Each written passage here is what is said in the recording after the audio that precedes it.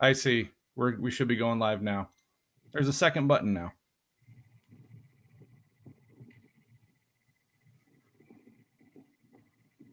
All right, and I'm seeing it pop up. Everybody, if you are tuning in, I am so sorry. Apparently, there's a second button we have to hit now to go live. So here we are. As we just said, if anyone was watching and you're a fan of Historical Light, you are probably used to our technical issues by this point. It's tradition around here, and we're sticking to it. With that being said, we got two wonderful brothers with us this evening. Of course, Historical Light co-host, Brother Robert Marshall. How you doing, brother? Doing well. Glad to be with you tonight. And you're on the road, aren't you? Obviously. Kinda. I'm at a member of Waco Lodge's house party here. He lives in Killeen near Fort Hood, the biggest military base in the world. I think it still is. So I'm about 45 minutes from home number one in Waco. Fantastic.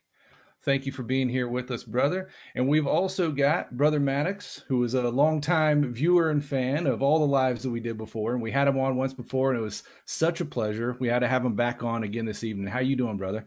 Hey guys, good evening, brothers. Good to see all of you, both of you, I should say, and everyone out there well. Facebook land. It's great to see you guys. So for everyone that followed along, when COVID kind of took this initial start and we went in with our initial quarantine deal, we went on Historical Light for, I want to say it was like 45 nights straight, and did these little mini episodes. They ended up being come on for 15 minutes. We'd share something of historical value, and we'd end it with that traditional toast at the 9 o'clock hour. We took a little bit of a hiatus from that. We've got a lot of messages in the meantime from you guys saying that you wished we'd bring it back.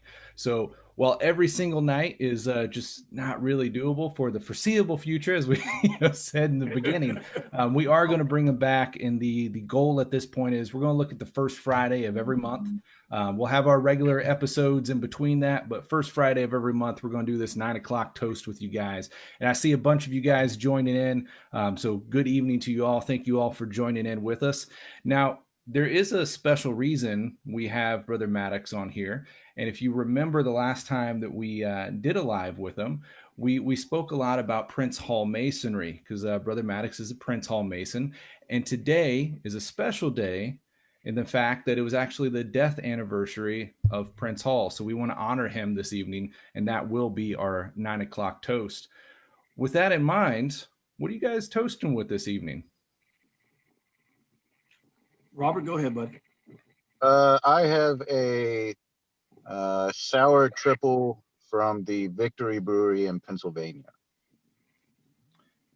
And we're going to say that he is in the passenger seat and parked. Absolutely. I'm the driver. How about you, Brother Maddox? I have some great Kentucky straight bourbon whiskey. I love this stuff. Oh, that's good stuff. It's very good stuff. Very good stuff. So I'm not a spokesperson for it, but if you've never had it, you should try it. All right. There you go. I'm going to have to give that a shot. So did you make it through that whole bottle of Powers? Yeah. Oh, I did. Yeah, absolutely. Absolutely. Thank you for that recommendation. Yeah, for sure. So if you guys remember from last time, I had, after I was getting near the end of the Powers bottle, I went out and got this banknote scotch. And since we ended, it kind of got pushed to the back of the shelf and forgot about it. So I broke it out for old time's sake, and we're going to be using it this evening. So, Brother Maddox, being the death anniversary of Prince Hall, I hope you don't mind if I put you on the spot a little bit. Would you mind telling us some about Prince Hall Masonry? Well, those who are listening now probably know the history of Prince Hall in terms of why Prince Hall Freemasonry was established. But for those who don't, of course, back in 1700s, men of color, specifically Black men, were not allowed to join or become members of any lodge here in the United States. And so Prince Hall, who was abolitionist at the time, and used to lobby for the rights of, he was a free man, but he used to lobby for the rights of other Blacks, He petitioned a lodge in the United States and subsequently was denied. And so he was initiated through a Irish Regiment Lodge, and then started African Lodge 459, and then a few years later, the Grand Lodge of England, the Mother Lodge, awarded him a charter. Their lodge, African Lodge 459, a charter. And so from then, it's Prince Hall Freemasons been initiating men of color for years and years and years. But of course, it was started because back then, guys, let's be honest, I couldn't sit in an open lodge with you. I couldn't sit down and talk with you in lodge. And so, fast forward now, hundreds of years later, we're still here. Prince Hall Freemasonry is still active. It's still out in the community. We are not only just men of color who look like me, but we have men who hail from different ethnicities, different countries, all over the world. So it's great. I'm happy to say that we've made some progress between the two. I'm able to sit in open lodge with you and vice versa. But that's kind of the history of it, in case for those who did not know. So Fantastic. Thank you for that. Interesting. When Prince Hall's buried in Boston, is Cops Field. There's Cops Field there. I haven't made my way there yet, but I'm hoping to really soon once this pandemic is over.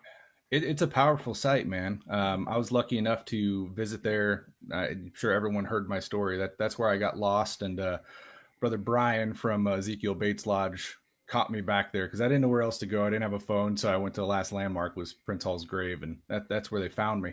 But that aside, it's a very, very powerful site. Just beautiful with the bay and the view. Everything in Boston is just fantastic. Has a huge, awesome headstone there, or monument, I should say. But what really got me with the history lover in me is if you peer behind that massive monument stone they have there, you see the original headstone of Prince Hall, and it's actually it's got his markings on the front side and his wife's on the back side. And for me, loving the history, that was just so powerful to see the actual headstone of Prince Hall and be able to sit there and spend some time with them. Brother Robert, you are known as the traveling Mason. Have you had the chance to get up that way? The traveling man has been to the site of Prince Hall's burial.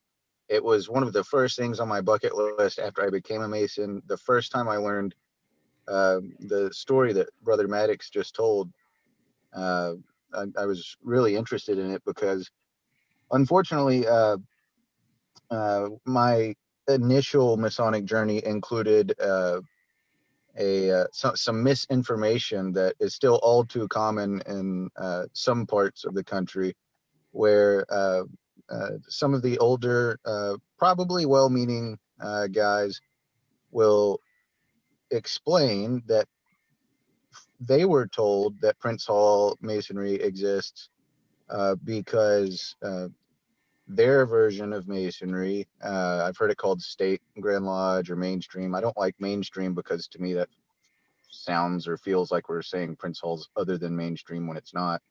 But whatever you would want to call it,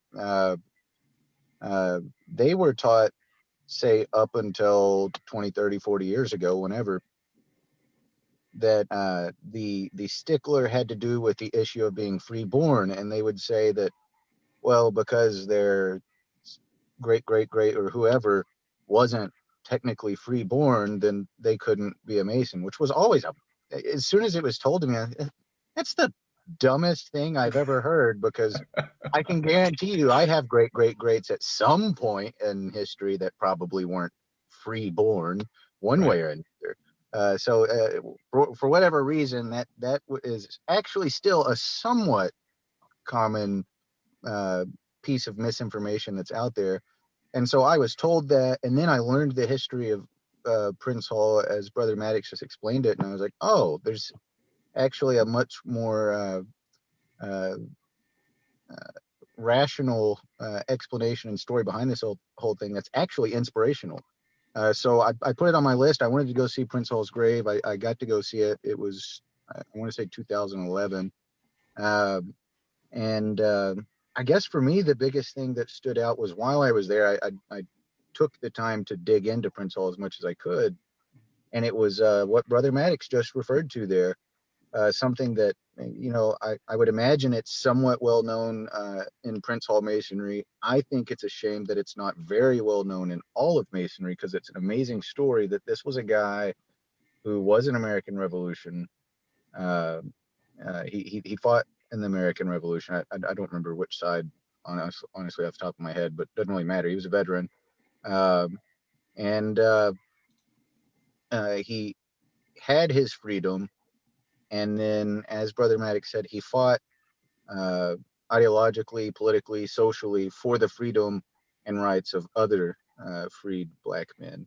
And so when I was looking into him while I was there in Boston for his gravesite, I actually found some of the original newspaper articles where there was one particular case that it was just extraordinary. There was a group of Black men in the Boston area who were free, and I think a couple of them had joined. I don't know if it was African Lodge or if it was one of the other lodges that were branching off from it in the early Prince Hall era, but one way or another, these guys had been tricked by some merchants to get onto a boat in Boston Harbor, and they were taken somewhere in the Caribbean. I don't remember which island, and they were sold into slavery, despite the fact they were free men. And it was Prince Hall who, as a Mason, uh, reached out to Masons publicly and through other public channels to fight for these guys' freedom, and actually succeeded. And they were brought back to Massachusetts and returned to their freedom. So he was a guy who was, fighting for literal freedom and rights of people, and succeeding in it at a time when it was not very common to succeed.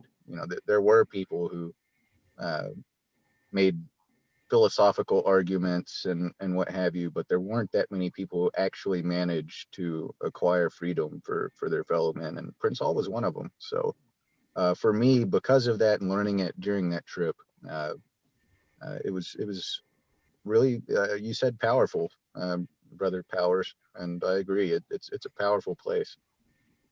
And interesting, charter, the original charter is still around. It was survived through a fire and things like that, but it's actually in a safe keeping box there in Boston. Charred a little bit, but the original charter for African Lodge 459 that was signed by the Grand Lodge of England is still in existence. That's amazing. Actually, one day, hopefully, I'll be able to see that. But I've seen photographs of it, and it's just amazing to be able to look at the history there. Indeed. Charter. I wasn't lucky enough to be able to see the charter. I've seen the photographs of it as well, but I could imagine just how cool that would be to stand in the presence of that. I mean, all that it's been through. It's intense. Well, gentlemen, we are at the 9:00 hour of the evening that we are going to honor our dear brother Prince Hall. We've got these comments coming through. We've got Most Worshipful Borum with us this evening. Brother Chris Neely said, "I didn't know you guys were doing this again, but it brought a smile to my face and a bourbon to my hand." That's what we love to hear. So with that, brothers, toasting to Prince Hall. Brother Maddox, would you be so kind to offer some words this evening? Brothers, to friends, it's been probably one of the most interesting years in American history and human history, but I'm glad that I'm here with you tonight. I'm glad that we can share this space virtually. And here's to you and your family. I wish you Godspeed. I wish you health, and stay safe. Brothers, cheers. Cheers. Cheers. Awesome. Well, brothers, thank you so much for joining in this evening. Like we said, if you didn't catch on early on, we did this a bunch during the first quarantine, but we're bringing them back by popular demand. So we're going to be doing these first Friday of every month. Pardon me. We'll come on around 8:45, show something historical, do a little chat, and do a traditional toast at the 9:00 hour. So, Brother Maddox, thank you so much for coming on and being a supportive fan of the show. We love you, brother. And we will see you guys on the next episode or next month. All right. Cheers, everyone. Take care.